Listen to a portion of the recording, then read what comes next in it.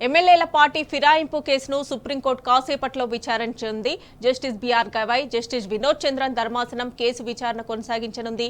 BRS పార్టీలో గెలిచి కాంగ్రెస్ పార్టీలో చేరిన ఎమ్మెల్యేలపై తెలంగాణ అసెంబ్లీ స్పీకర్ చర్యలు తీసుకోవడం లేదని బీఆర్ఎస్ నేతలు సుప్రీంకోర్టును ఆశ్రయించారు. కాగా గతంలోనే విచారణ చేపట్టిన అత్యున్నత న్యాయస్థానం ఎమ్మెల్యేల అనర్హత పిటిషన్లపై సరైన సమయంలో నిర్ణయం తీసుకుంటామని స్పీకర్ తరపు న్యాయవాది చెప్పడంపై సీరియస్ అయింది. సరైన సమయం అంటే ఎమ్మెల్యేల పదవీకాలం ముగిసే సమయమా అంటూ నిప్పులు చెరిగింది. ఇంకా ఎంత సమయం కావాలంటూ ఆగ్రహం వ్యక్తం చేసింది. ఎంత సమయం పడుతుందో స్పీకర్ చెప్పకపోతే తామే నిర్ణయించాల్సి ఉంటుందని స్పష్టం చేస్తూ విచారణను ఇవాల్టికి వాయిదా వేసింది.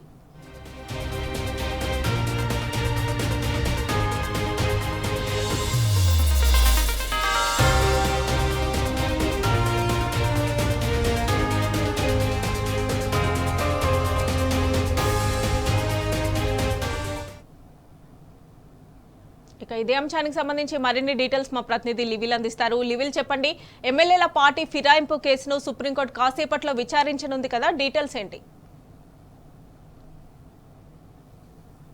పార్టీ ఫిరాయింపు ఎమ్మెల్యేలకు సంబంధించి 10 మందికి సంబంధించిన సుప్రీంకోర్టు విచారణ మరి కాసేపట్లో ద్విసభ్య ధర్మాసనం గవాయ్ విజయ్ చంద్రన్ జస్టిస్ విజయ్ చంద్రన్ ధర్మాసనం ముందుకు రానుంది. ఇప్పటికే దీనిపై పలుమార్లు విచారణ చేపట్టింది. గతంలో ఏదైతే హైకోర్టులో పిటిషన్ వేశారో దానికంటే ముందు స్పీకర్కు పిటిషన్ చేశారు. అయినప్పటికీ కూడా చర్యలు తీసుకోకపోవడంతో సుప్రీంకోర్టు తలుపు తట్టింది. బీఆర్ఎస్ పార్టీ, బీఆర్ఎస్ వర్కింగ్ మెన్ కేటీఆర్తో పాటు ఎమ్మెల్యే కౌశిక్ రెడ్డి వేరువేరుగా 2 పిటిషన్లు దాఖలు చేశారు. 10 మందికి సంబంధించి 10 మంది పిటిషన్లకు సంబంధించి ఇప్పటికే 2 దఫాలుగా విచారణ చేసింది సుప్రీంకోర్టు.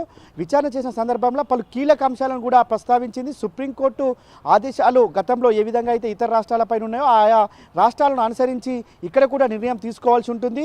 ఏదైతే మణిపూర్కి సంబంధించిన కేసు ఉందో, మణిపూర్ సంబంధించిన కేసులో ఆనాడు స్పీకర్ స్పష్టమైన ఆదేశాలు జారీ చేసింది సుప్రీంకోర్టు. దానికి అనుగుణంగానే అక్కడ అనర్హత వేటు వేశారు.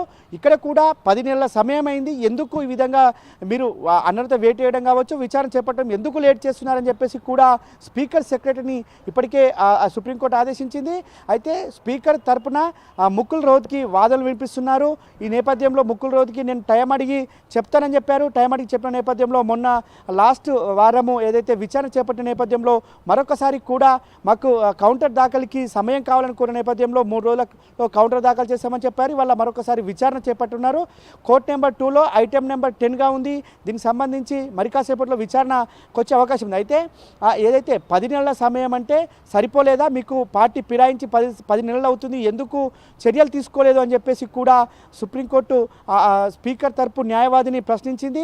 ఖచ్చితమైన టైం అంటూ ఉండాలి, 4 వారాల్లోపు చర్యలు తీసుకోవాలని చెప్పేసి ఎవరైతే పిటిషనర్ ఉన్నారో వారు పిటిషన్ దాఖలు చేశారు. కనుక మీరు ఖచ్చితమైన నిర్దిష్టమైన సమయం కేటాయించాలి, నిర్దిష్టమైన సమయంలో చర్యలు తీసుకోవాలి, లేదంటే ఒక స్పీకర్ ట్రిబ్యునల్ కిందకి వస్తారు, అప్పుడు సుప్రీంకోర్టు ఆదేశిస్తుంది, ఖచ్చితంగా చర్యలు తీసుకోవాల్సి ఉంటుంది అన్నారు. అయితే గతంలో మహారాష్ట్రకు సంబంధించిన కేసును కూడా మరొకసారి ప్రస్తావించింది. మహారాష్ట్రలో ఏదైతే ఆ టెన్యూర్ పూర్తయ్యే వరకు కూడా డిసిషన్ తీసుకోకపోవడంతో 5 సంవత్సరాల పాటు ఫిరాయింపు ఎమ్మెల్యేలే వారు కొనసాగారు. కనుక ఆ పిటిషన్ను కూడా ప్రస్తావించింది. మీరు సమయం అంటే ఎంత సమయం కావాలి, ఎన్ని నెలలు, ఇప్పటికే 10 నెలలు పూర్తవుంది, 10 నెలల సమయం అంటే చాలా చిన్న సమయం కాదు, ఎందుకు మీరు ఈ విధంగా జాప్యం చేస్తున్నారని చెప్పేసి కూడా ఏదైతే స్పీకర్ తరపు న్యాయవాదిని ప్రశ్నించింది.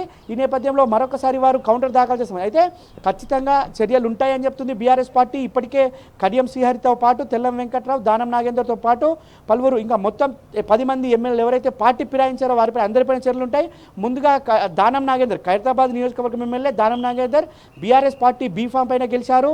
అటు కాంగ్రెస్ పార్టీకి ఫిరాయించేశారు. కాంగ్రెస్ పార్టీకి పోయిన తర్వాత కాంగ్రెస్ పార్టీ తరఫున ఎంపీగా కంటెస్ట్ చేశారు, బీఫామ్ తీసుకున్నారు. కాంగ్రెస్ బీఫామ్, కాంగ్రెస్ కండువా వేసుకున్నారు, సభ్యత్వం తీసుకొని ఎన్నికల్లో ప్రచారం చేశారు. ఖచ్చితంగా దానం నాగేందర్కు ఇమీడియట్ ఎఫెక్ట్గా ఉంటుందని చెప్పేసి కూడా మనకు న్యాయ నిపుణులు చెప్తున్నారు. అదేవిధంగా కడియం శ్రీహరి సైతం ఇదే విధంగా ఏదైతే స్టేషన్ గణపూర్ నియోజకవర్గంలో బీఆర్ఎస్ బీఫామ్ పైన గెలిచారు, బీఆర్ఎస్ ఎమ్మెల్యేగా కొనసాగారు. తర్వాత వాళ్ళ కూతురికి ఎంపీ టికెట్ కాంగ్రెస్ పార్టీ నుంచి ఇప్పించుకున్నారు. కాంగ్రెస్ పార్టీ నుంచి ఇప్పించుకున్న తర్వాత ప్రచారం చేశారు, అనేక సభల్లో పాల్గొన్నారు. అంతేకాకుండా ఈ 10 మంది ఎమ్మెల్యేలకు సంబంధించి పార్టీ ఫిరాయించిన తర్వాత అనేక కాంగ్రెస్ కార్యవర్గ సమావేశాల్లో పాల్గొన్నారు, గాంధీ భవన్కి వెళ్ళారు. రేవంత్ రెడ్డికి సంబంధించిన అనేక అంశాలపైన కూడా ముఖ్యమంత్రితో పాటు భేటీ అయ్యారు, పీసీసీ అధ్యక్షుడితో భేటీ అయ్యారు, ఆ ఇన్ఛార్జ్తో భేటీ, ఇవన్నీ కూడా ఎవిడెన్స్ అన్నీ కూడా వాళ్ళ బీఆర్ఎస్ పార్టీ ఏదైతే సుప్రీంకోర్టుకు సుప్రీంకోర్టులో ఇచ్చింది. ఇప్పటికే సుప్రీంకోర్టులో ఎవిడెన్స్ కూడా ఇచ్చిన నేపథ్యంలో ఖచ్చితంగా చర్యలు ఉంటాయని చెప్తున్నారు. ఏదైతే బీఆర్ఎస్ పార్టీ తరఫున వాదనలు వినిపిస్తున్న ఏదైతే సుందరం సంబంధించి గతంలో కూడా అనేక కేసులు ఈ విధంగానే ఉన్నాయి. ఖచ్చితంగా ఆనాడు వారిపై అనర్హత వేటు పడింది, ఇవాళ కూడా అనర్హత వేటు పడుతుందని చెప్పేసి కూడా సుందరం చెప్తున్నారు. సుందరం కూడా ప్రతిసారి కూడా కొంత మెరిట్స్ చూపిస్తున్నారు. బీఆర్ఎస్ పార్టీ నుంచి ఫిరాయింపు చేసిన ఎమ్మెల్యేల పైన ఈసారి కూడా ఖచ్చితంగా మరింత వారిపైన బలమైన ఆరోపణలు ఉన్న నేపథ్యంలో ఖచ్చితంగా పార్టీ ఫిరాయింపులపై తక్షణమే చర్యలు ఉంటాయనేది మాత్రం ఒక ఊహాగానం అంటుంది. న్యాయ నిపుణులు ఖచ్చితంగా చెప్తున్నారు, ఏదో ఒక రోజైతే త్వరలోనే అంటే తక్కువ సమయంలోనే వీరిపైన ఫిరాయింపుకు సంబంధించిన ఎమ్మెల్యేలపైన అనర్హత వేటు పడుతుంది అని చెప్పేసి కూడా స్పష్టం చేస్తున్నారు. ఖచ్చితంగా ఈ 10 మంది ఎవరైతే ఉన్నారో వారిపైన అనర్హత వేటు పడుతుంది, బై ఎలక్షన్లు వస్తాయని చెప్పేసి కూడా బీఆర్ఎస్ వర్కింగ్ ఇంత కేటీఆర్ కొద్ది రోజుల క్రితమే ఆశాభావం వ్యక్తం చేశారు. మేము సిద్ధంగా ఉన్నాం, ఖచ్చితంగా న్యాయం గెలుస్తుంది, ధర్మం గెలుస్తుందని కూడా చెప్పారు. అయితే మరి కాసేపట్లో విచారణ ప్రారంభంగా ఉన్న నేపథ్యంలో ఆ 10 మంది ఎమ్మెల్యేలలో మాత్రం ఒక ఉత్కంఠ అయితే కొనసాగుతుంది. Mamata. Right level, thanks for updates.